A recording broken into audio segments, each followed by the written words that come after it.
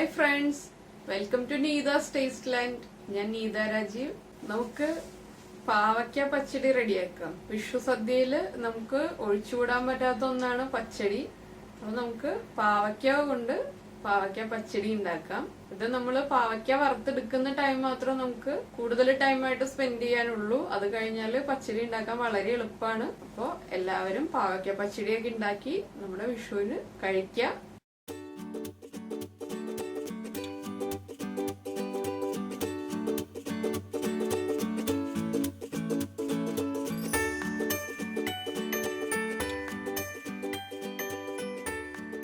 പാവയ്ക്ക പച്ചടി ഉണ്ടാക്കാൻ ആവശ്യമായിട്ടുള്ള ഇൻഗ്രീഡിയൻസ് നോക്കാം. നമ്മള് പാവയ്ക്ക ചെറുതായിട്ട് കട്ട് ചെയ്ത് ഉപ്പ് പുരട്ടി വെച്ചിട്ടുണ്ട്, തേങ്ങ ചിരവിയത്, പിന്നെ നമുക്ക് ആവശ്യമുള്ളത് ഉപ്പ്, ഉലുവ, കടുക്, നല്ല ജീരകം, തൈര്, കറിവേപ്പില, ഉള്ളി, പച്ചമുളക്, വറ്റൽമുളക്, വെളിച്ചെണ്ണ, വെള്ളം. അപ്പൊ നമ്മൾ ഏകദേശം ഈ ഒരു വലിപ്പമുള്ള പാവയ്ക്കാണ് ഞാൻ എടുത്തത്. ഈ ഒരു വലിപ്പമുള്ള പാവയ്ക്ക ചെറുതായിട്ട് കട്ട് ചെയ്തിട്ട് കുറച്ചൊരു 1/4 ടീസ്പൂൺ ഉപ്പ് ചേർത്തിട്ട് നന്നായിട്ട് പുരട്ടി വെച്ചേക്കാണ്. പാവയ്ക്കക്ക് കയ്പ് വരാതിരിക്കാൻ വേണ്ടിയിട്ടാണ് നമ്മൾ പാവയ്ക്ക മുറിച്ച ഉടനെ തന്നെ ഉപ്പ് പുരട്ടി വെക്കുന്നത്. അപ്പൊ ഇതാ നമ്മുടെ ചട്ടി നന്നായിട്ട് ചൂടായിട്ടുണ്ട്. നമുക്കിതിലേക്ക് വെളിച്ചെണ്ണ ചേർക്കാം.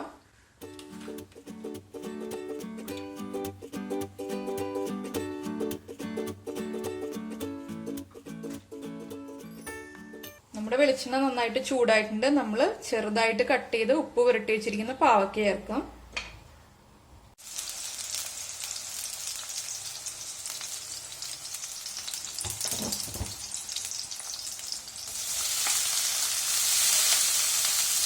പാവയ്ക്ക ചേർക്കുമ്പോൾ നമ്മൾ ശ്രദ്ധിക്കേണ്ട എന്താണെന്ന് വെച്ചിട്ടുണ്ടെങ്കിൽ നമ്മൾ ഉപ്പ് പുരട്ടി വെച്ചതുകൊണ്ട് തന്നെ നമ്മുടെ പാവയ്ക്കയുടെ അടിയിൽ കുറച്ച് വെള്ളം ഇങ്ങനെ വന്നിട്ടുണ്ടാവും. വെള്ളം ചേർക്കരുത്, പാവയ്ക്കയുടെ പീസസ് മാത്രം ചേർക്കാൻ പാടുള്ളൂ. ആ ബൗളിൽ വന്നിരിക്കുന്ന വെള്ളം നമ്മൾ ഒട്ടും ആഡ് ചെയ്യരുത്. ഇതിൽ കുറച്ച് വെള്ളം ഇതുപോലെ ഉണ്ട്.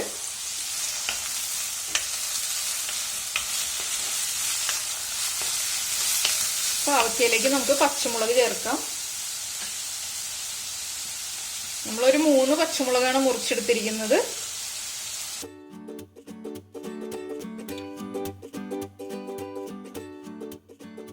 നമ്മളിത് പാവയ്ക്ക നന്നായിട്ട് ഫ്രൈ ചെയ്തുകൊണ്ടിരിക്കുകയാണ്.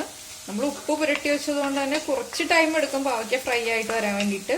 ഉപ്പ് പുരട്ടി വെക്കാതിരിക്കുകയാണെങ്കിൽ പാവയ്ക്കയ്ക്ക് ചിലപ്പോൾ പെട്ടെന്ന് തന്നെ കയ്പ് വരും. പല ടൈപ്പ് പാവയ്ക്കാണല്ലോ നമുക്ക് കിട്ടുന്നത്. അപ്പം ചില പാവയ്ക്കയ്ക്ക് കയ്പ് കൂടുതലായിരിക്കും. അപ്പം നമ്മൾ ഉപ്പ് പുരട്ടി വെക്കുകയാണെങ്കിൽ പിന്നെ പാവയ്ക്കയുടെ കയ്പ് കൂടില്ല. പിന്നെ നമ്മൾ ഫ്രൈ ചെയ്തെടുത്ത് കഴിയുമ്പോൾ നന്നായിട്ട് കയ്പ് മാറിയിട്ടുണ്ടാവും. പാവയ്ക്ക നമുക്ക് നന്നായിട്ട് ഫ്രൈ ചെയ്തെടുക്കാം. ഈ പാവയ്ക്ക ഫ്രൈ ചെയ്യുന്ന സമയത്ത് തന്നെ നമുക്ക് പാവയ്ക്ക ഫ്രൈ ചെയ്യാൻ ഇട്ടിട്ട് നമുക്ക് ചെയ്യാൻ പറ്റുന്ന പല കാര്യങ്ങളും ഉണ്ട്. അപ്പൊ അതിലെന്താണെന്ന് വെച്ചാൽ നമ്മുടെ അരപ്പ് നമുക്ക് റെഡിയാക്കി എടുക്കാം. അപ്പൊ ഞാനൊരു അരമുറി തേങ്ങ എടുത്തിട്ടുണ്ട്. ഈ അരമുറി തേങ്ങയിലേക്ക് 1/2 ടീസ്പൂൺ കടുകും 1 പിഞ്ച് നല്ല ജീരകവും ചേർത്തിട്ട് നമുക്ക് കുറച്ച് ഉപ്പും ചേർത്ത് നന്നായിട്ട് അരച്ചെടുക്കാം. വളരെ കുറച്ച് വെള്ളം ചേർത്ത് അരച്ചെടുക്കണം തേങ്ങ അരച്ചെടുക്കുമ്പോൾ. എന്താണെന്ന് വെച്ചാൽ നമ്മളെ പച്ചടി എന്ന് പറയുമ്പോൾ നമ്മുടെ സദ്യയിൽ തൊടുകറിയാണ്, വല്ലാതെ ഗ്രേവി ഉള്ള കറിയല്ല. അപ്പൊ വെള്ളം കൂടുതലായിട്ട് ചേർത്ത് കഴിഞ്ഞിട്ടുണ്ടെങ്കിൽ നമ്മൾ പിന്നെ ആ വെള്ളം വറ്റിച്ചെടുക്കേണ്ടി വരും. അതിൽ എളുപ്പമായിട്ട് നമുക്ക് ജോലി തീർക്കാവുന്നത് വെള്ളം കുറച്ച് ചേർത്തിട്ട് അരച്ചെടുക്കുക എന്നുള്ളതാണ്. അപ്പൊ നമുക്ക് ഈ സമയത്ത് അരമുറി തേങ്ങയും 1/2 ടീസ്പൂൺ കടുകും 1 പിഞ്ച് ജീരകവും ചേർത്തിട്ട് നമുക്ക് നന്നായിട്ട് അരച്ചെടുക്കാം. ഉപ്പും ചേർക്കണം. അപ്പൊ നമ്മുടെ പാവയ്ക്ക നന്നായിട്ട് ഫ്രൈ ആയി വന്നിട്ടുണ്ട്. നമുക്കിതൊരു പ്ലേറ്റിലേക്ക് മാറ്റാം.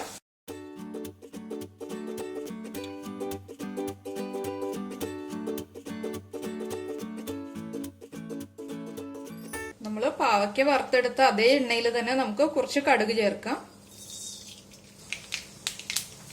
കടുക് പൊട്ടി തുടങ്ങുമ്പോൾ നമുക്കൊരു 2 ഉലുവ ചേർക്കാം. നമ്മുടെ കടുക് ഉലുവയും നന്നായിട്ട് പൊട്ടി കഴിഞ്ഞിട്ട് നമുക്ക് ഇതിലേക്ക് ചെറുതായിട്ട് കട്ട് ചെയ്ത് വെച്ചിരിക്കുന്ന ഉള്ളി ചേർക്കാം.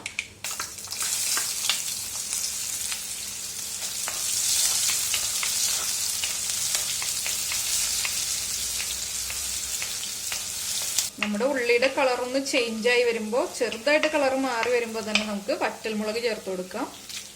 ഇതിലേക്ക് നമുക്ക് കറിവേപ്പില ചേർക്കാം. നമ്മൾ പാവയ്ക്ക വറുത്തപ്പോൾ കുറച്ച് കറിവേപ്പില ചേർത്തിട്ടുണ്ട്. കറിവേപ്പില ചേർക്കണമെന്നില്ല. പിന്നെ നമുക്ക് കറിവേപ്പില ഇഷ്ടമാണെങ്കിൽ കുറച്ച് കറിവേപ്പില ചേർത്തിട്ട് പാവയ്ക്ക നന്നായിട്ട് ഫ്രൈ ചെയ്തെടുക്കാം. ഇതിലേക്ക് നമ്മൾ റെഡിയാക്കി എടുത്ത അരപ്പ് ചേർക്കാം. നമ്മൾ അധികം വെള്ളം ചേർക്കാതെയാണ് അരപ്പ് റെഡിയാക്കി എടുത്തത്. നമ്മൾ പാവയ്ക്കയും അരപ്പും ചേർത്ത് മിക്സ് ചെയ്തിട്ട് നന്നായിട്ട് ഇളക്കിക്കൊണ്ടിരിക്കുക. ആ അരപ്പിന്റെ ആ ഒരു റോ സ്മെല്ല് മാറി വരുന്നത് വരെ നമ്മൾ ഇളക്കിക്കൊണ്ടിരിക്കണം. ഇതിലേക്ക് നമുക്ക് ഉപ്പ് ചേർത്ത് കൊടുക്കാം. നമ്മള് പാവയ്ക്കയില് കുറച്ച് ഉപ്പ് പുരട്ടി വെച്ചിട്ടുണ്ടായിരുന്നു. തേങ്ങ അരയ്ക്കുന്ന സമയത്തും കുറച്ച് ഉപ്പ് ചേർത്തിട്ടാണ് തേങ്ങ നന്നായിട്ട് അരച്ചെടുത്തത്. അപ്പൊ കുറച്ച് ഉപ്പ് ചേർക്കുക. അതിനുശേഷം നമുക്ക് ആവശ്യമുണ്ടെങ്കിൽ നോക്കിയിട്ട് ചേർക്കാം.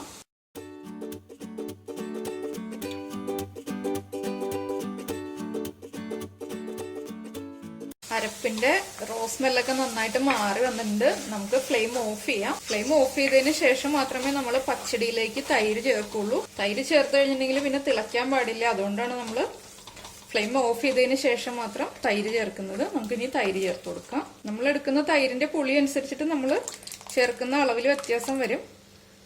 ആദ്യം നമുക്ക് കുറച്ച് ചേർക്കാം.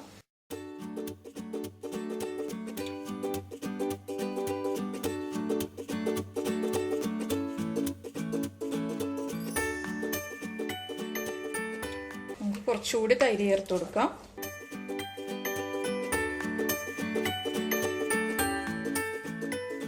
അപ്പൊ ഞാൻ ഒരു കാര്യം പറഞ്ഞു തരാം. ഇപ്പൊ നമ്മള് പാവയ്ക്ക പച്ചടി ഉണ്ടാക്കുമ്പോൾ പാവയ്ക്കയ്ക്ക് നമ്മുടെ തൈരിന് പുളി കൂടും, അതുപോലെ തന്നെ പാവയ്ക്കയ്ക്ക് ചെറിയ കയ്പ് കൂടുതൽ. ഇപ്പൊ നല്ല പച്ച കളറിലെ പാവയ്ക്കാണ് നമുക്ക് കിട്ടുന്നതെങ്കിൽ അതിൽ കുറച്ച് കയ്പ് കൂടുതലായിരിക്കും ആ പാവയ്ക്കയ്ക്ക്. അങ്ങനെയൊക്കെ വരികയാണെങ്കിൽ നമ്മൾ കുറച്ച് പഞ്ചസാര ചേർത്താൽ മതി. അത് ആരും അറിയാൻ പോണില്ല. അങ്ങനെയുള്ള ചില പൊടിക്കൈകളൊക്കെ നമുക്ക് ചെയ്യാം. അപ്പൊ നമ്മൾ പഞ്ചസാര ചേർത്തു എന്ന് പറഞ്ഞാൽ മാത്രമേ എല്ലാവരും അറിയുള്ളൂ. അത് നമ്മൾ ആദ്യമേ പറയാതിരിക്കുക. നമുക്ക് ഇതിന്റെ ഉപ്പൊന്ന് ചെക്ക് ചെയ്യാം. ഉപ്പും പുളിയും എരിവും നല്ല കറക്റ്റ് ആയിട്ടുണ്ട്. അപ്പൊ ഞാനൊരു 1/4 കപ്പ് തൈരാണ് ചേർത്തത്. അതെന്റെ നല്ല കറക്റ്റ് പാകത്തിനായിട്ടുണ്ട്. ഇനി നമുക്ക് ഒരു സെർവിങ് ബൗളിലേക്ക് മാറ്റാം. അപ്പൊ ഇതാ നമ്മള് പാവയ്ക്ക പച്ചടി ഒരു ചട്ടിയിലേക്ക് മാറ്റിയിട്ടുണ്ട്. ഇത് നല്ല ടേസ്റ്റ് ആണ്. ഇതിപ്പോ സാധാരണ പാവയ്ക്ക ആയതുകൊണ്ട് തന്നെ ഒട്ടും കയ്പുണ്ടായില്ല. അതുപോലെ തന്നെ നമ്മൾ ഉപ്പും ചേർത്ത് വെച്ചിരുന്നു. അപ്പൊ അതുകൊണ്ട് ഞാൻ ഇതിലേക്ക് പഞ്ചസാര ഒന്നും ചേർത്തിട്ടില്ല. തൈരിന്റെ പുളിയും കറക്റ്റ് ആയിരുന്നു. അപ്പോൾ കയ്പ് തോന്നുകയാണ് അല്ലെങ്കിൽ പുളി കുറച്ച് കൂടി പോവാണെങ്കിൽ നമുക്ക് പഞ്ചസാര ചേർത്തിട്ട് മിക്സ് ചെയ്യാം. അത് ചൂടോടെ തന്നെ മിക്സ് ചെയ്യുമ്പോഴേ കറക്റ്റ് ആയിട്ട് പഞ്ചസാര മെൽറ്റ് ആയിട്ട് കറിയിൽ ചേരുള്ളൂ. അപ്പൊ പഞ്ചസാര ചേർക്കുന്ന ആളുകൾ അതൊന്ന് ശ്രദ്ധിക്കുക. അപ്പൊ ഇത് നമുക്ക് ഈ പാവയ്ക്ക പച്ചടിയൊക്കെ കൂട്ടി നമുക്ക് വിഷുസദ്യ കഴിക്കാം. എല്ലാവരും ഇപ്പോൾ പാവയ്ക്ക പച്ചടി ഉണ്ടാക്കി നോക്കണം. കഴിച്ചതിന് ശേഷം കമന്റ്സ് ഒക്കെ അറിയിക്കുക. അതുപോലെ തന്നെ ലൈക്ക് ചെയ്യുക, ഷെയർ ചെയ്യുക, സബ്സ്ക്രൈബ് ചെയ്യുക. നമുക്ക് അടുത്ത ഡിഷുമായിട്ട് അടുത്ത ദിവസം കാണാം. ബൈ.